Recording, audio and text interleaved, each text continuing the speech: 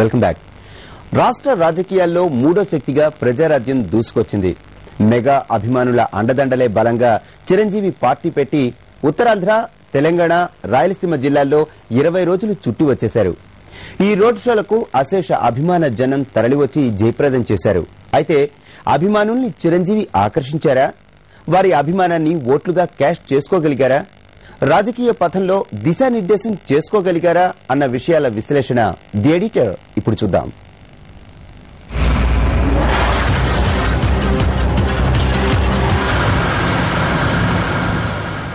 రాజకీయాల్లోకి చిరంజీవి రాక ఒక అనూహ్య పరిణామం.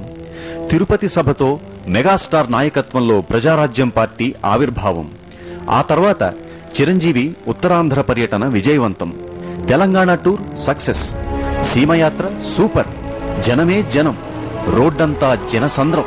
బస్సు పైన మెగాస్టార్. ఇంకేముంది? ఈలలు, కేకలు, కేరింతలు. మధ్యలో మెగాస్టార్ డైలాగులు, స్టెప్పులు. చేతులు ఊపుతూ పలకరింతలు. అందరివాడినంటూ చేతులు జాపే భంగిమలు. తల వంచి నమస్కరించే సీనులు. అభినందనలు, ఆఫ్ సెల్యూట్లు. అబ్బో, ఈ టూర్లలో ఎన్ని టర్నింగ్లో! జనసంద్రమైన ఉత్తరాంధ్ర, జేజేలు పలికిన తెలంగాణ, అభిమానులతో ఊగిపోయిన రాయలసీమ ఆయన పర్యటనలకు అద్దం పట్టాయి. భారీ జనం, ప్రభంజనం ఎల్లెడలా కనిపించింది.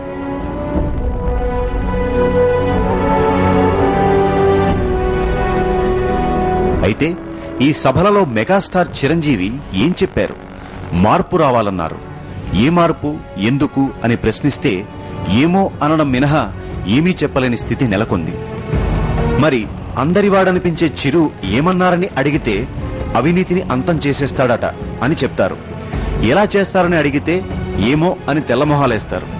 చిరును చూశామన్న ఆనందం మినహా ఆయన మాటల్లో అసలు విషయమెంత అన్నది ఎవరికీ తెలీదు. రాజకీయ సభలన్నింటికీ జనాన్ని కదిలించడం రాజకీయ పార్టీలకు పరిపాటి. అయితే చిరు సభలకు స్వచ్ఛందంగా జనం వచ్చారని చెప్పాలి. అయితే జనంలోకి సరైన మెసేజ్ పంపారా అని ప్రశ్నిస్తే అంతా అయోమయం. ఒక్క వాగ్దానం లేదు, ఒక్క నిర్దిష్ట విధానం లేదు, ప్రణాళిక లేదు, పథకం లేదు. యువతకు తాయిలాలు లేవు, మహిళలకు మంచి కబుర్లు లేవు, అన్నదాతలపై అమృతధారలు లేవు. ఈలలు, కేరింతల మధ్య అడపాదడపా బ్రేక్ తీసుకుంటూ పొడి పొడి మాటలు గుప్పించారు. జనం టోటల్ గా సినిమా చూసినట్లు ఎంజాయ్ చేశారా అన్నట్లు సాగింది.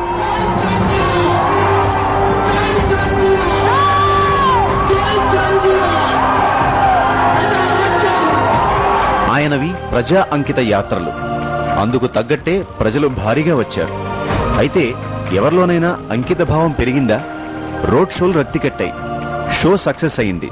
అయితే వచ్చిన జనాలకు మెసేజ్ వెళ్లలేదు. తొడగొడితే చరిత్ర తిరగబడుతుందా? ఈలలకు ఓట్లు రాల్తాయా? సైగలకు సీట్లు వస్తాయా? మీసం మిలేస్తే పౌరుషం పెరిగి సింహాసనం సిద్ధిస్తుందా? డైలాగులు సంధిస్తే ఎన్నికల ఢమరుకం మోగించినట్లేనా అనే విషయాలను చిరంజీవి ఆలోచించినట్లేదు. 1983లో ఎన్టీఆర్ కూడా సినిమా రంగం నుంచే వచ్చారు. అన్నగా పిలువబడ్డారు. తెలుగుదేశం పార్టీ పెట్టి 9 నెలల్లోనే రాష్ట్రమంతటా తిరిగారు.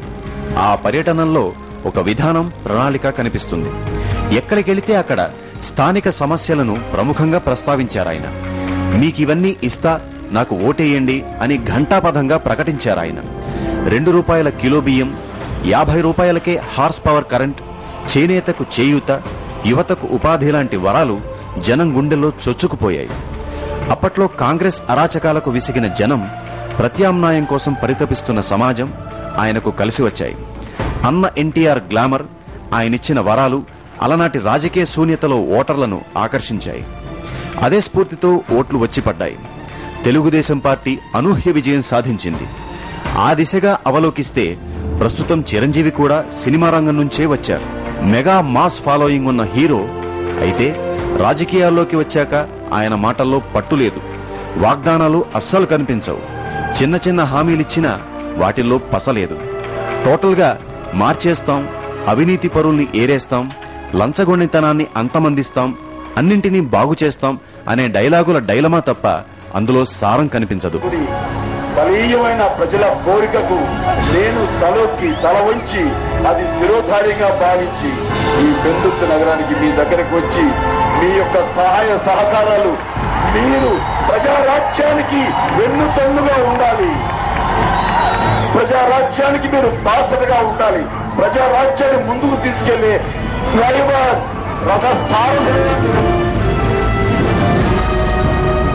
అవతలి వైపు ఉన్న రాజకీయ పార్టీలు అంత తేలికైనవి కావు. ప్రస్తుత పొలిటికల్ పద్మవ్యూహంలో వైఎస్ చంద్రబాబులిద్దరూ రాజకీయ ఉద్దండులే. ఒకరిది అభివృద్ధి మంత్రం, మరొకరిది అధికారం కోసం ఆరాటం. ఒకరేమో ప్రగతి బాటలు నడుపుతున్నారు, మరొకరేమో గర్జిస్తున్నారు. ఈ ఇద్దరి మధ్య మూడో వ్యక్తిగా చిరంజీవి ఇలా షోలతోనే ఎలా రాణిస్తారన్నది $1 బిలియన్ ప్రశ్న. చిరంజీవి ఇప్పటి వరకు ఎంచుకున్న నినాదాలు రెండు. ఒకటి మార్పు, రెండోది అవినీతి అంతం. ఇవి రెండు రాజకీయాలు పుట్టినాటి నుంచి నేతల నోటి వెంట నానుతున్నవే.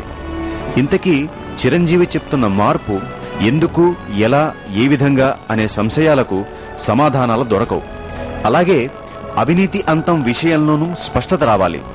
తిరుపతి సభలో జెండా ఆవిష్కరించారే గాని 20 రోజుల యాత్రల తర్వాత కూడా నిర్దిష్టమైన అజెండా లేదు, విధానాల్లో స్పష్టత లేదు, ప్రజల్లో బలమైన నినాదం పాదుకొల్పలేదు. చివరకు తనకు వచ్చిన జనం చారిత్రక అవకాశమని గుర్తించి వారిని మెప్పించారా అంటే అదీ లేదు. అవతల వైపు ప్రత్యర్థి పార్టీల నేతలు సంధిస్తున్న ఘాటైన ప్రసంగాలను దీటుగా ఎదుర్కొన్న సందర్భాలు అసలే లేవు. ఇలాంటి జనసందోహం మరోసారి తరలివస్తుందా? మరి ఇప్పుడు వినియోగించుకోకపోతే ఎన్నికల వేళ ఎలా ముందుకు పోతారు? స్వచ్ఛందంగా వచ్చిన అభిమాన సందోహాన్ని పార్టీకి సైనికులుగా, కార్యకర్తలుగా మలచుకుని వారి ఓట్లన్నీ కన్సాలిడేట్ చేసుకోగలరా? బలమైన ప్రత్యర్థులను ఎదుర్కోవాలంటే ప్రబలమైన వ్యూహం కావాలి, దుర్భేద్యమైన వ్యవస్థాగత యంత్రాంగం ఉండాలి, ఓట్లు, సీట్లు సాధించే చాణక్యం కావాలి. ఇవన్నీ ఉంటేనే ప్రజారాజ్యం సూపర్ హిట్ అవుతుందని మెగాస్టార్ గుర్తించాలి.